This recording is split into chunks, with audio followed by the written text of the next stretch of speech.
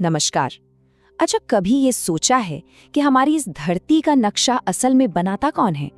आज हम बात करेंगे प्रकृति के उन जबरदस्त कलाकारों की जो लाखों करोड़ों सालों से हमारे पहाड़ों, घाटियों और मैदानों को शक्ल दे रहे हैं।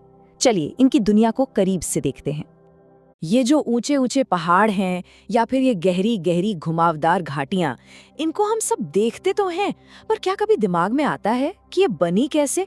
ये हमेशा से ऐसी नहीं थी। इनके पीछे लाखों साल की मेहनत और बदलाव की एक बहुत लंबी कहानी छुपी है। सबसे पहली बात तो ये समझनी होगी कि हमारे पैरों के नीचे की जमीन कोई पत्थर की लकीर नहीं है। ये तो एक कैनवस की तरह है जिस पर कुछ शक्तिशाली ताकतें लगातार पेंटिंग कर रही हैं। कुछ मिटा रही हैं तो कुछ नया बना रही हैं। ये बनाने और मिटाने का खेल लाखों सालों से यूं ही चल रहा है।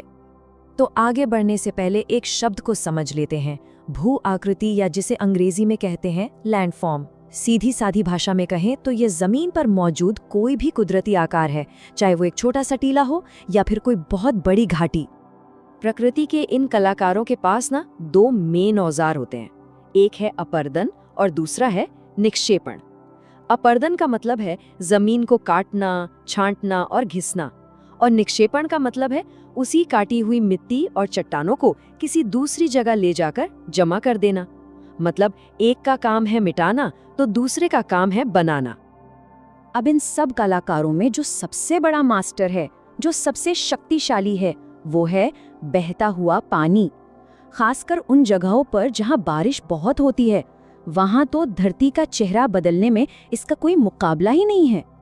पता है, एक नदी की भी हम इंसानों की तरह जिंदगी होती है। जब वो जवान होती है तो पूरे जोश में पहाड़ों को तेजी से काटकर गहरी वी शेप की घाटियां बनाती है। फिर जब वो मैच्योर होती है तो थोड़ी शांत हो जाती है, घाटी को चौड़ा करती है और मैदानों में सांप की तरह बल खाने लगती है, और आखिर में बुढ़ापे में एकदम धीमी होकर अपने साथ लाई हुई उपजाऊ मिट्टी को किनारों पर जमा करती चली जाती है। पानी की काटने की ताकत का कमाल देखना हो तो इन दो आकृतियों को देखिए।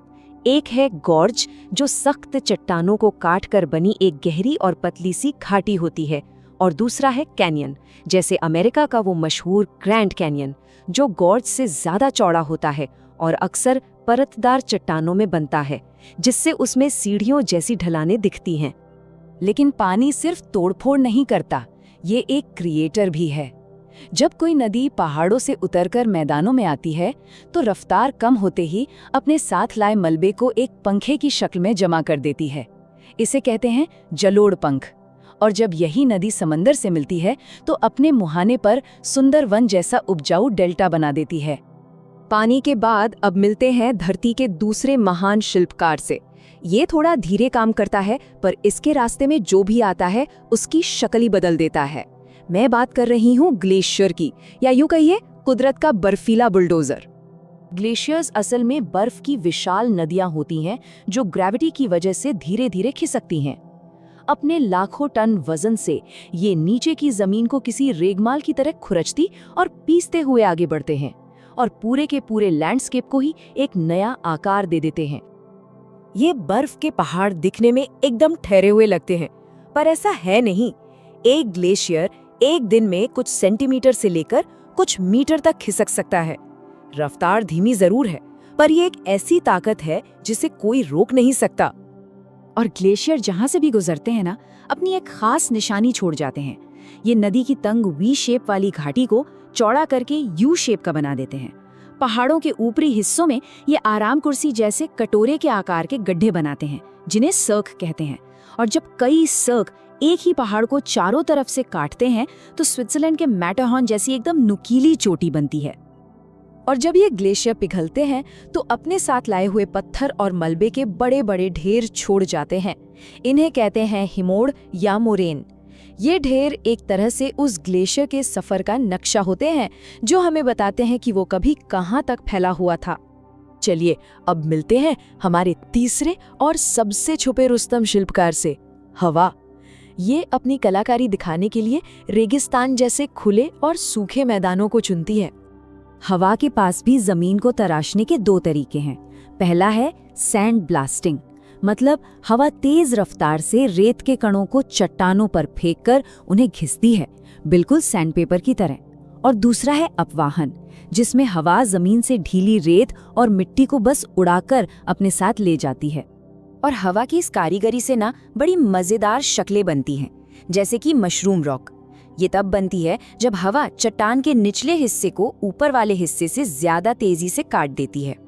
और जब हवा एक ही जगह से बहुत सारी रेत उड़ा ले जाती है तो वहां एक बड़ा सा गड्ढा बन जाता है, जिसे अपवाहन गर्त कहते हैं। पर हवा सिर्फ मिटाती नहीं, ये बनाती भी है। जब ये अपने साथ लाई रेत को जमा करती है तो रेत के शानदार टीले बनते हैं, जैसे बरखान जो बिल्कुल आधे चांद जैसे लगते हैं, सीफ जो एक लंबी तलवार की तरह दिखते हैं, और अनुप्रस्थ टीले जो हवा के रास्ते में लंबी दीवारों की तरह खड़े हो जाते हैं। तो हमने देखा कि कैसे पानी, बर्फ और हवा, ये तीनों मिलकर हमारे इस ग्रह के नैन नक्श को लगातार बदल रहे हैं। ये एक ऐसी कहानी है जिसका कोई अंत नहीं है, ये बस चलती रहती है।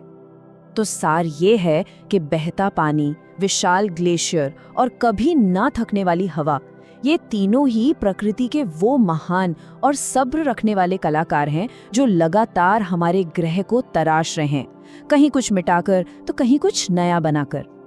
इसका सीधा सा मतलब ये है कि आज हम जिस दुनिया को देख रहे हैं वो कोई फाइनल तस्वीर नहीं है, ये तो बस एक चलती फिरती फिल्म का एक सीन है।